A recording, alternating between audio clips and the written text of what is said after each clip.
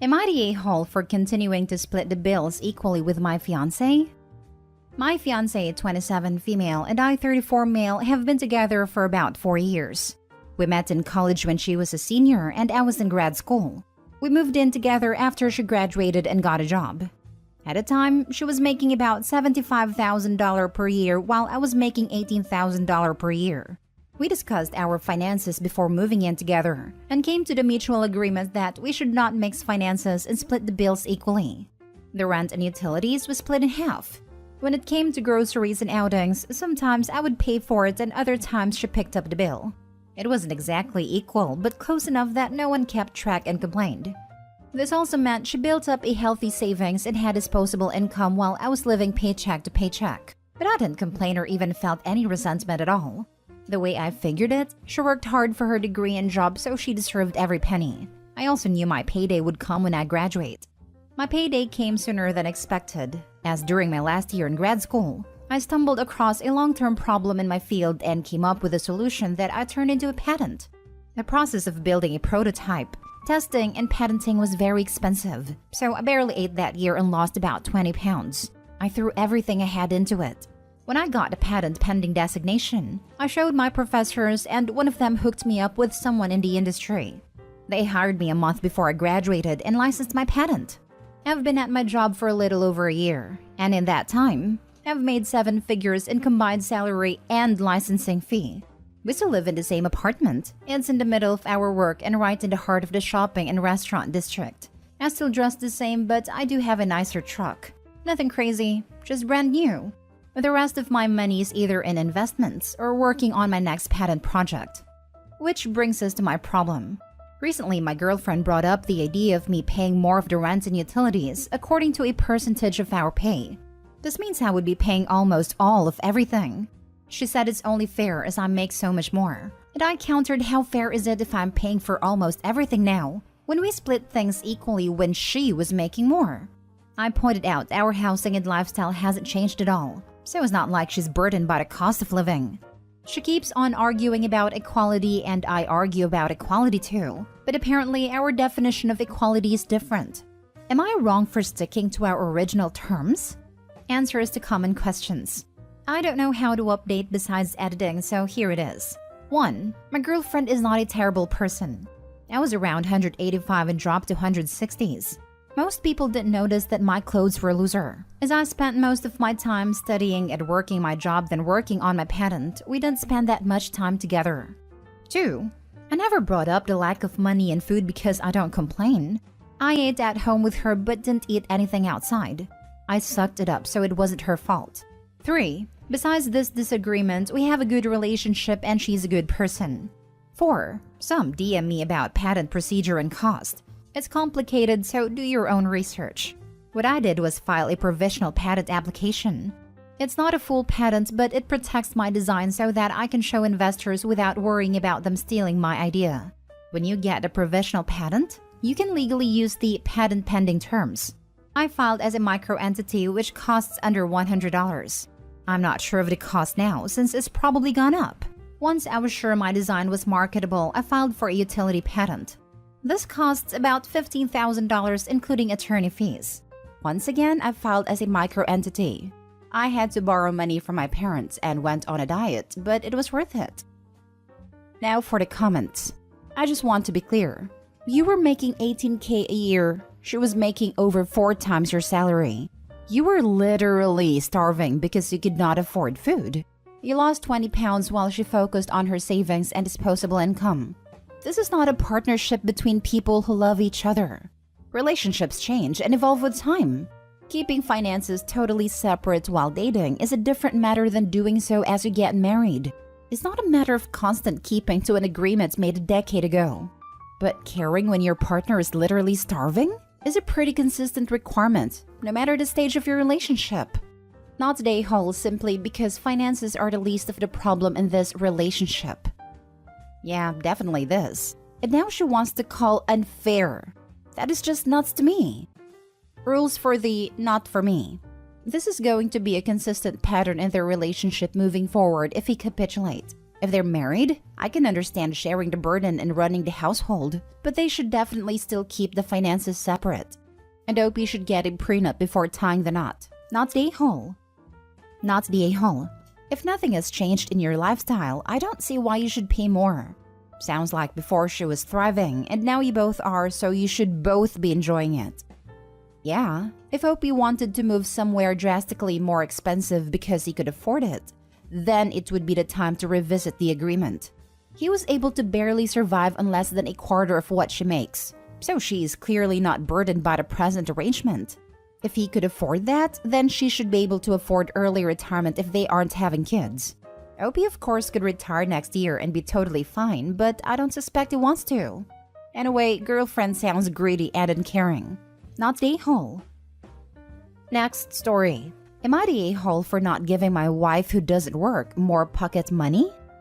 I, male 27, can't help but feel like an a-hole about the situation, and my wife, female 23, has been calling me an a-hole the whole week. Meanwhile, our close family are taking my side and friends are split. I, for one, don't see what I can do. For context, we live in Europe.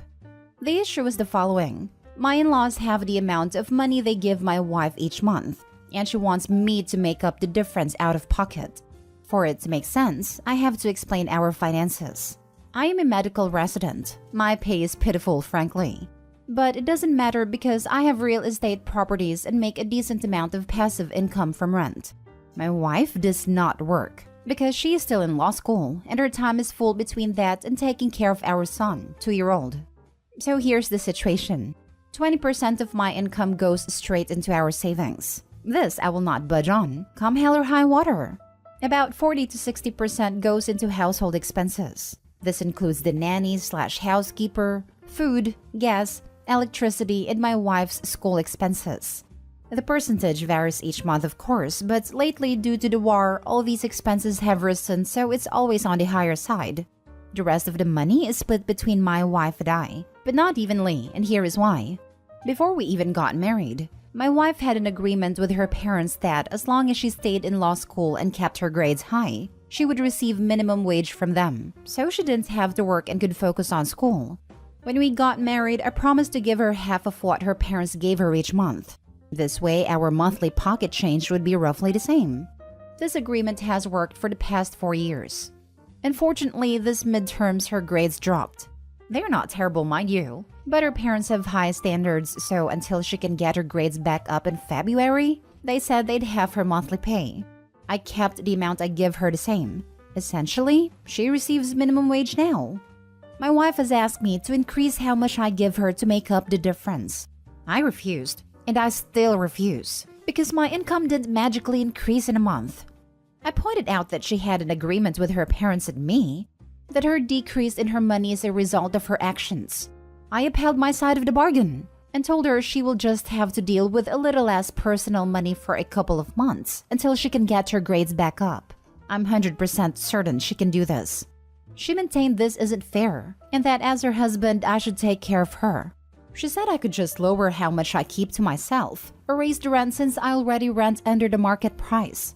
I told her I am not raising rent and leaving people homeless in these uncertain times, and that if I give her more from my own side, I'd almost have nothing left for myself each month. I really wish I could give her more. I do, but I can't magically make more money, and I think I deserve a little for myself as well.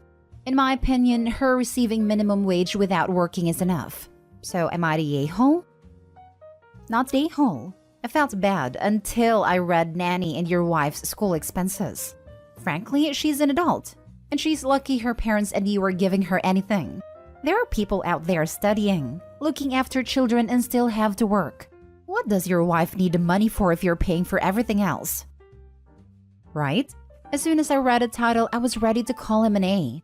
The more I read, the more I was surprised by the entitlement of the wife. She basically gets a decent income only to stay in school. Most students don't.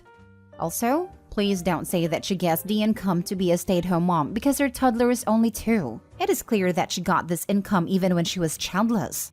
Moreover, she has a nanny/housekeeper. Also, her reasoning is that you're her husband so you should pay her? And the fact she wanted to raise the rent to people that do work and are likely less wealthy. Sure, it's not easy studying and taking care of a child, but she has all the means to succeed. My mom graduated law school with 2 kids. A job, no housekeeper/nanny in the highest grade possible. Obviously not the a-hole. She is, just for even thinking that. I felt bad for the wife's full plate. Until you said nanny? And housekeeper. I don't disagree with not the a-hole. However, Opie didn't state how often the housekeeper comes. At their income, I don't think daily housekeeping is an option, so the wife likely has to clean most days. He pays for rent, electricity, gas, food, nanny, housekeeper, and his wife's school expenses, and then gives her half the rate of minimum wage. Why should she get more of his own spending money than him if he's also paying for everything? If she has to do laundry and clean up a little clutter and get an allowance, she's getting an amazing deal. Next story. Am I the a-hole for not giving my sister 50% of my small business? I started a small business in July 2020, and about 8 months in, I hired my older sister to do some administrative work for me. She had recently had a baby and was not planning on returning to work but still needed a little money. So she asked if there was anything she could do to help the business, and I said yes. Her responsibilities included answering some emails, organizing existing spreadsheets, and reaching out to other business, which was her background, though none of the reaching out led anywhere. She clocked about 5 to 8 hours of work per week, and I paid her $25 per hour. I still created a product for the client, answered follow-up emails from the client, handled the financials, and ran the social media and website. About a year in, we decided to do a rebrand. We hired someone to make a new logo, and I built a new website. About 5 months before the launch of the rebrand, she asked if we could get something in writing, an employment contract. It also expressed an interest in owning a part of the business. I told her we could definitely get something in writing and I would think about the part ownership. 3 months later, I suggested a 70-30 split, to which she disagreed. She said she was looking for a 50-50. I said I was definitely not comfortable with a 50-50 and the highest I would ever go would be 51-49. She responded with, "What's the point of being part owner when your decision would still be the final say?" Again, I told her I would think about it. 2 weeks before the launch of the rebrand, I was talking to my husband and made a comment about having to give her 50% to keep the peace. He advised me to write down my financial contribution to the company versus hers. Obviously, the financial, let alone time commitment, was staggering. I presented her with a spreadsheet of tiers to buy into the company. 10% for free and then tiered payments all the way up to 49%. She was very angry, saying that I had blindsided her, betrayed her, and even went as far to say she built my business. I've apologized for not bringing it up until the week before the launch, but she refuses to speak to me. She refuses to come to family Thanksgiving or Christmas, and it's tearing my family apart. Now for the top comments. Not the a-hole. She was an employee. You paid her a wage to do a job. You have the financial interest in the company. If she hasn't invested her own money, why does she think she's entitled to any form of ownership interest? Oh goodness.